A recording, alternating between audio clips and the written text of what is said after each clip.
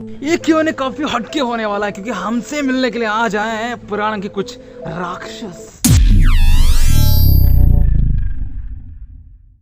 पहला सवाल मत पूछते हैं कि मैं स्त्री, गोल्ड, स्पोर्ट्स और दारू से पागल हो चुका हूँ, क्या करूँ। देखो मत जी, इन चारों में हर एक व्यक्ति पागल हो चुका है, इसलिए उस पागलपंथ को ही मद कहते हैं। आप हनुमान जी को जानते होंगे, एग्जैक्टली अगर उनके साथ टाइम स्पेंड करते हैं तो आपका जो मद है वो कम हो सकता है।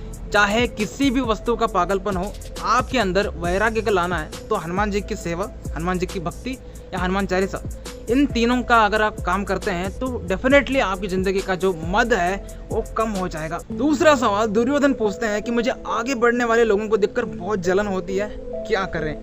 क्या बढ़िया सवाल है। देखिए दुर्योधन जी, ये जो ईर्ष्या है हर एक व्यक्ति के अंदर होता है, नेचुरल है, लेकिन इससे बाहर भी तो निकलना है।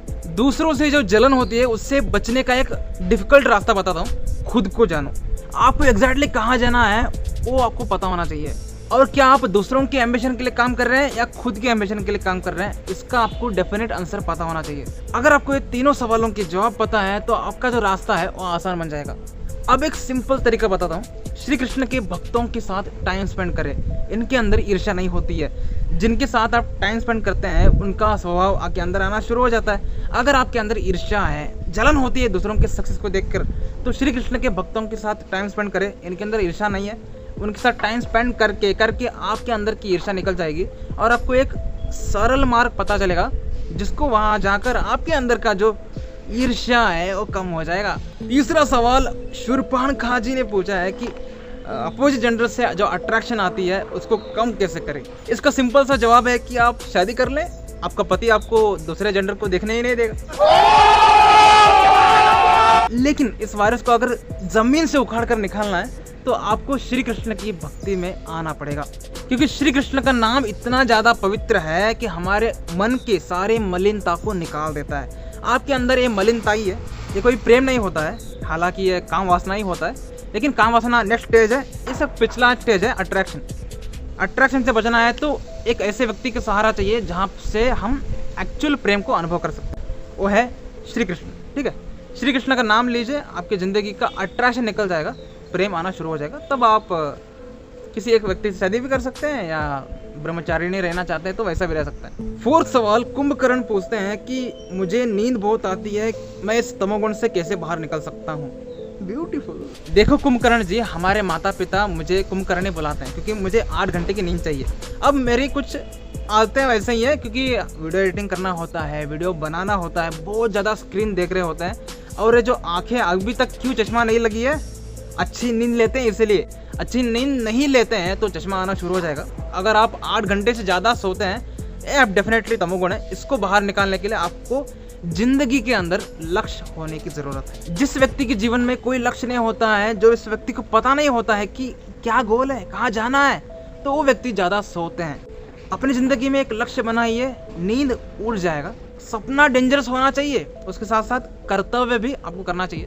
गोल को पूरा करो, नींद गींद बकवास है। फिफ्थ सवाल कर्ण पूछते हैं कि इस घोर कलयुग में असली दोस्त कहाँ से ढूंढे। हिपोक्रेसी की भी सीमा होती है। देखो कर्ण, ये दुनिया स्वार्थ पर टिकी हुई है। हर एक व्यक्ति किसी ना किसी वस्तु को चाहता है इस दुनिया में, लेकिन श्री कृष्ण कहते हैं भगवत गीता में, ये संसार दुखालयम है। दुखालयम मतलब जहाँ पर दुख ही है। अगर हर एक व्यक्ति दुखी है तो आप स्वार्थ क्यों लगा रहे हैं। अगर हर एक व्यक्ति दुखी है तो आप किस स्वार्थ की वजह से दूसरों के साथ अटैच है, उनसे दुख चाहते हैं क्या? नहीं चाहते ना। तो किसके साथ आपको टाइम स्पेंड करना पड़ेगा? जिस व्यक्ति के जीवन में दुख नहीं है। तो कौन से व्यक्ति के जीवन में दुख नहीं है? जो वैकुंठ जाने की तैयारी कर रहे हैं, उन व्यक्तियों की जिंदगी में दुख नहीं होता है। उनके साथ टाइम स्पेंड कर सकते हैं, उनके साथ दोस्ती भी कर सकते हैं। आपका जीवन भी दुखमय से सुखमय बन सकता है, क्योंकि आप भी वैकुंठ जाने की तैयारी कर सकते हैं। लास्ट सवाल शकुनी पूछते हैं कि मैंने जिंदगी में धोखा बहुत खाया है, ऐसा क्या करूं कि मुझे इस धोखे से भरी दुनिया से मैं बाहर निकल जाऊं। ऐसा कुछ सवाल है। एनीवे, हिपोक्रेसी की भी सीमा होती है। ये भी हिपोक्रेटिक सवाल है, लेकिन एनीवे सर, विश्वास के पात्र कोई नहीं है। अब जैसे कि मैंने कर्ण जी के आंसर में बता दिया है, लेकिन विश्वास के पात्र एक ही व्यक्ति है जो वैकुंठ जाने की कोशिश कर रहे हैं। तो वैकुंठ जा कौन रहा है? जो हरे कृष्ण महामंत्र बोलते हैं। जो व्यक्ति हरे कृष्ण महामंत्र बोलता है उसका टिकट कंफर्म हो जाता है वैकुंठ का।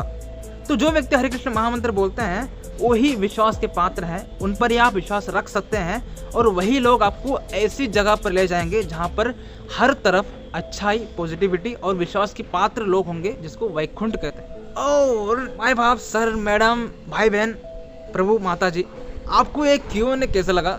कुछ अलग सोच है? ऐसे ही अलग सोच वाले Q&A चाहिए नेक्स्ट संडे तो पार्ट 3 लिख देना, हम पार्ट 2 बना देंगे।